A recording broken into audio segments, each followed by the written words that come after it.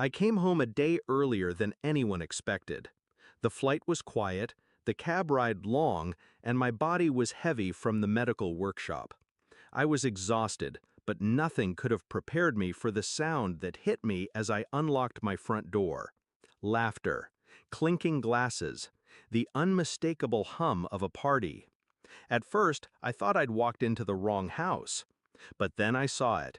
Streamers, balloons, and a massive white banner stretched across my living room wall. Bold letters screamed.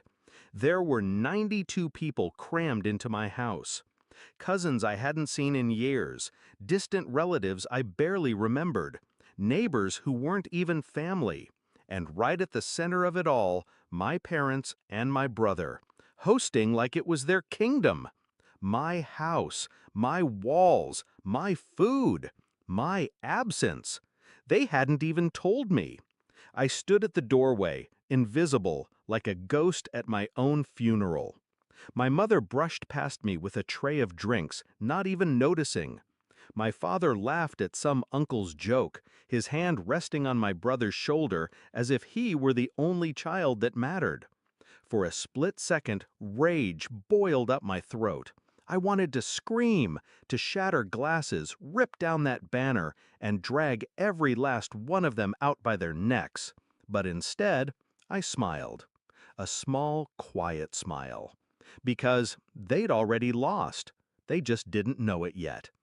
I grew up believing blood meant loyalty. My parents drilled it into me. Sacrifice for family, forgive family, put family first. And I did. Every damn time. I funded their bills when they fell behind. I helped my brother through college. I gave without asking, because I thought that's what love meant. But love, I learned that night, was just their mask for greed.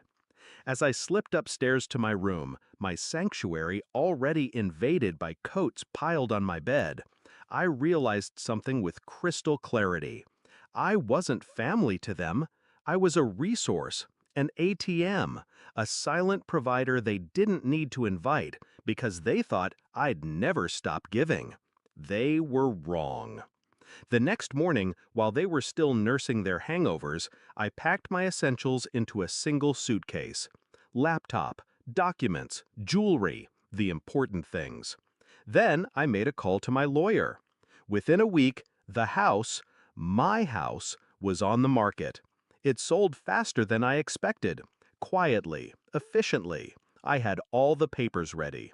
The money went directly into an account none of them could touch. I bought myself a new place across town. Smaller, but mine. Untouched. And the best part? I didn't say a word.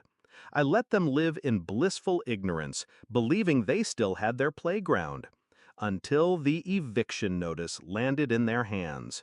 2 weeks later, my phone lit up like a Christmas tree. 105 missed calls. My brother's name flashed over and over again.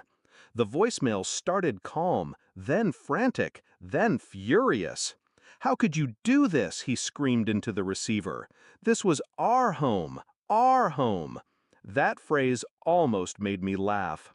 I listened to every voicemail like music, each one a note in the symphony of their downfall. When he finally got through, his voice was ragged, desperate. "You've ruined us. Do you understand? Everyone saw the notice. Everyone knows. You humiliated us." I waited. Silence stretched. Then I said the only thing that mattered. No. I reminded you whose house it really was. Click. I ended the call. I didn't need to confront them face to face. The humiliation was already complete. The family that had gathered so proudly under that banner, "Family means forever," now whispered about the son and daughter who'd been tossed out, about the parents who had been evicted like squatters.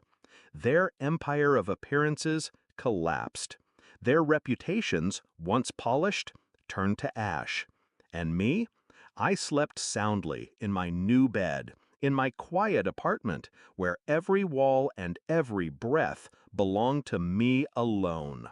Some might call it cruel, but betrayal demands balance. They thought I'd always be the quiet one, the giving one, the forgotten one. What they never realized is that silence isn't weakness. Silence is preparation. They handed me the knife when they excluded me. I just chose where to cut. And as I stood by my window one night, watching the city lights flicker, I whispered the truth aloud for the first time. Family doesn't mean forever. Respect does. And I finally had both from myself.